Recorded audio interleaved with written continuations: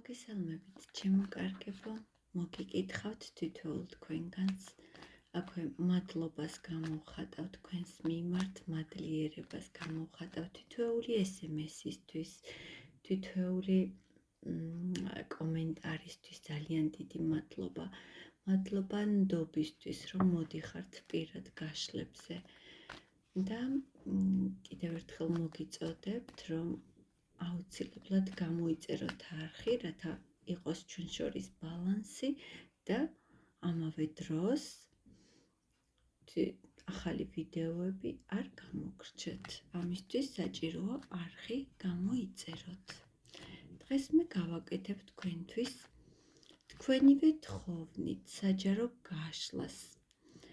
დაშორების შემდეგ როგორ აგრძელებს თქვენს მიერ ჩაფიქრებული ადამიანი ცხოვრებას. მაშასე გაშლას გავაკეთებ ორ ვარიანტად და მე გთხოვთ კონცენტრირდეთ და ყურადღებით აირჩიოთ თქვენთვის სასურველი ვარიანტი. პირველი ვარიანტი იყოს აი ეს წყვილი და მეორე ვარიანტი იყოს ანგელოზი. კონცენტრირდით, თქვენთვის სასურველ ვარიანტი აირჩიეთ და დავიწყოთ.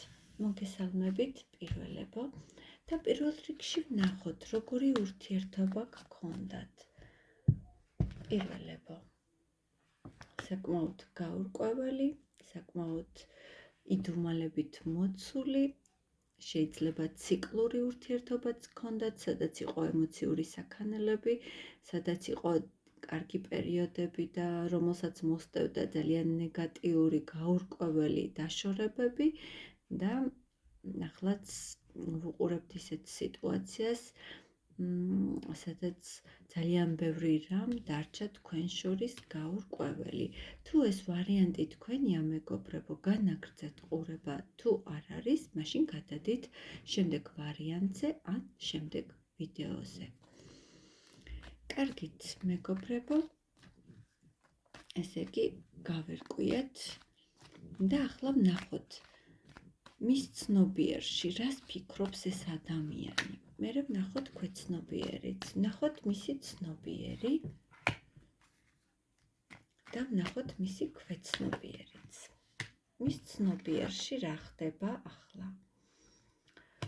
მეგობრებო, სწორედ აი ამ გაურკვევლობის გამო, იმის გამო, რომ რაღაცები ვერ გაარკვიეთ, იმის გამო, რომ იყო ეჭვიანობა, იმის გამო, რომ რაღაც ისი არ იყო, როგორც თქვენ გინდოდათ, წახვედით აი ამ ურთიერთობიდან. შეიძლება თავი აარიდეთ კონფლიქტს და ახალი გზით წახვედით. ან თვითონ ეს პარტნიორი ფიქრობს, რომ თქვენ აი ამ კონფლიქტს და არასასურველ სიტუაციას განერიდეთ.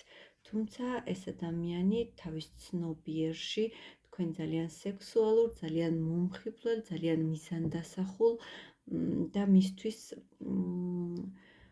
ძალიან ტემპერამენტიან ადამიანად მიგიჩნევთ. რა ხდება მის ქვეცნობიერში? საკმაოდ თავდაჯერებული ადამიანია და მის ქვეცნობიერში ის ადამიანი ფიქრობს, რომ მას შეუძლია ნებისმიერი გზით მოგიპოვოთ, ხელახლა თუ დაჭირდათ, დაიპყროს ყველა მწვერვალი და მათ შორის თქვენც თავისი ქმედებებით ისე გააკეთოს, რომ ხელმეორედ მოახდინოს თქვენთან ურთიერთობის აღდგენა. ამ ადამიანს თავის შესაძლებლობებში ეჭვი ნამდვილად არ ეპარება. ჩვენ ვიკითხეთ მისი ცნობიერი, ქვეცნობიერი და მოდი ვნახოთ დაშორების შემდეგ რას გრძნობს და როგორ აგრძელებს უთქვენოდ ეს ადამიანი ცხოვრებას.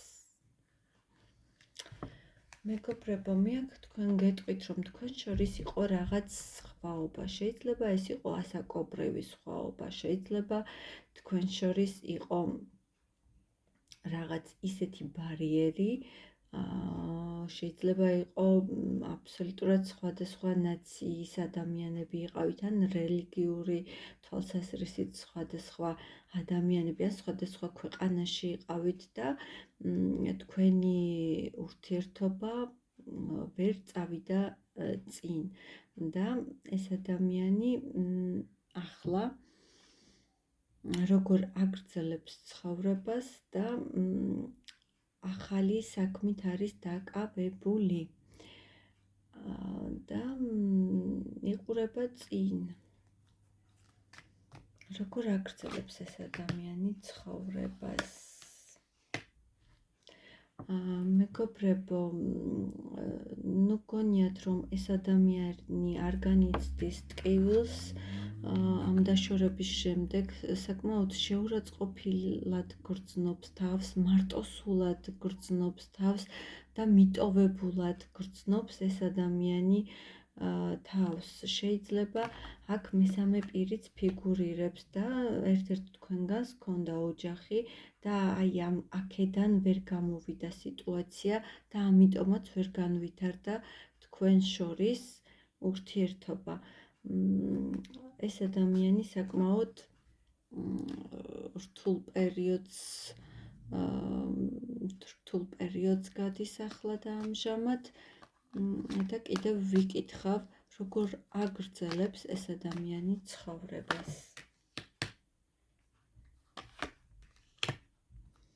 საკმაოდ დეპრესიულ მდგომარეობაშია, თუმცა ტრანსლირებს ეს ადამიანი და თავს გაჩვენებთ, შეიძლება სოციალურ ქსელში დებდეს ისეთ ფოტოებს, რომ აფიშირებდეს, რომ ძალიან კარგად არის და არაფერი არ უჭირს, მაგრამ რეალობაში ეს ადამიანი საკმაოდ დეპრესიულ, აპათიურ განწყობაზეა და საკმაოდ დიდი სინანული აქვს წარსულის აჩრდილების და საკმაოდ ენატრება წარსული ამ ადამიანს.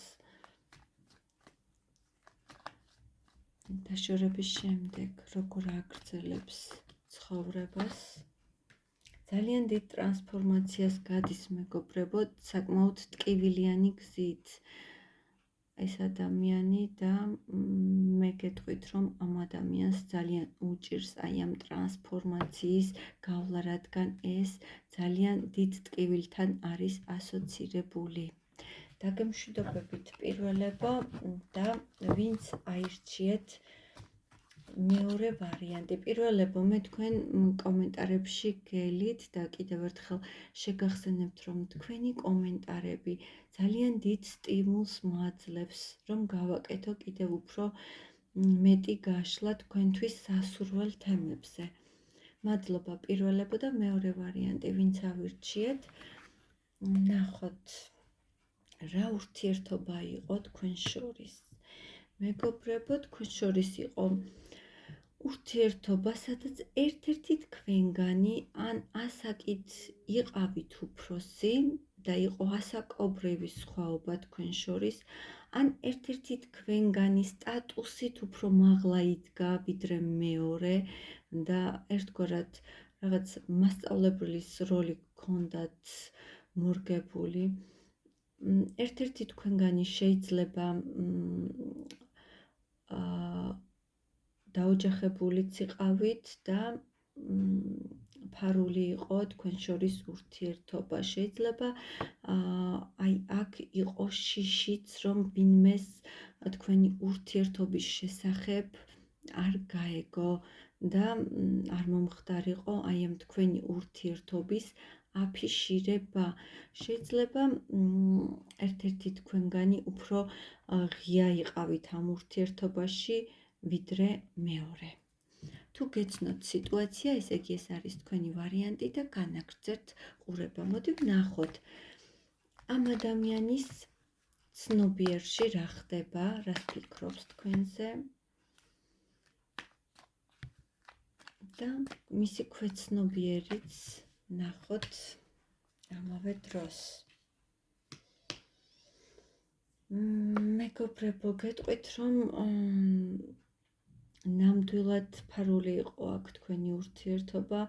ამ ადამიანს ცნობიერში კარგად აქვს ძალიან გაცნობიერებული ვინ იყავით მისთვის, რამხელა სიამოვნება იყო, აკრძალული სიამოვნება იყო მისთვის თქვენთან ურთიერთობა და შეიძლება აი ამ ყველაფერს ეს ადამიანი დიდი სინანულით იხსენებს და რაც შეეხება მის ქვეცნობიერს, მის ქვეცნობიერში არის დაფარული ვნებები თქვენს მიმართ. ეს ადამიანი ამას არ გამოხატავს, რა თქმა უნდა, მაგრამ სწორედ აი ეს აკრძალული სიტუაციები თქვენთან მას დიდ ხიბლში აგდებს და არის ძალიან ბევრი რამ, რასაც მხოლოდ თავის ფანტაზიებში განიხილავს და შეიძლება ძალიან დიდი ფანტაზიები აწუხებდეს თქვენი ფიზიკური შეხების, ძალიან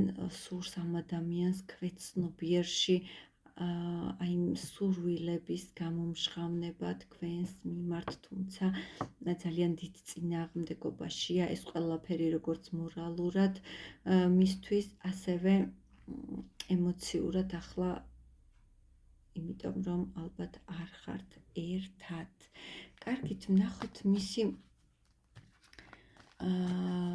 როგორ აგრძელებს ახლა ადამიანი თქვენს გარეშე ცხოვრებას, როგორ აგრძელებს ადამიანი თქვენს გარეშე ცხოვრებას. აქაც მეგობრებო, პირველმა ვარიანტმა ხომ არ გადმოინაცვლეთ მეორე ვარიანტზე, რადგან თითქმის იდენტური კარტები ამოდის და ეს ადამიანიც ძალიან დიდ ტკივილს განიცდის, იმიტომ რომ გადის ძალიან დიდ ტრანსფორმაციას, ეს არის მისთვის ერთგვარი გაკვეთილი, რომელმაც რეალურად შეუცვალა მთელი ცხოვრება და ეს არ არის მარტივი გასავლელი მისთვის, შინაგანად და გარეგანად მოხდა ამ ადამიანის ცნობიერის თუ ქვეცნობიერის შეცვლა და საკმაოდ